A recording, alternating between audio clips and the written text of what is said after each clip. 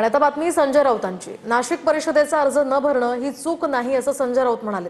तरी निवडणूक एकतर्फी दिसत होती असं संजय राऊतांनी म्हटलंय। तर संजय राऊतांनी नाशिकमध्ये जाणीवपूर्वक उमेदवार दिले नाही।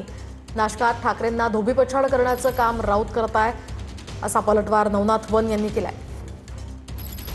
या विधान परिषदेच्या संदर्भात यावेळेला मी सक्रिय नव्हतो, मी नाहीये, मी दुसऱ्या कामात होतो आम्ही सगळे।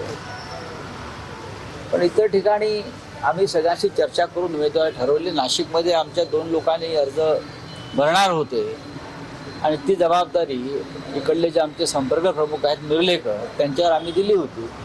याला चूक मी म्हणणार नाही। याचं कारण असं की लोक ही निवडणूक एवढी एकतर्फी दिसत होती की कोणी असं फार उत्साहानं पुढे लढण्यासाठी आले नाही। उद्धवजी ठाकरे यांना दूर करायचं, आदित्य ठाकरे यांना दूर करायचं, ही भूमिका सातत्यानं संजय राऊत यांच्याकडनं केली जाते। संजय राऊतांनी जाणीवपूर्वक आपले उमेदवार देऊ दिले नाही।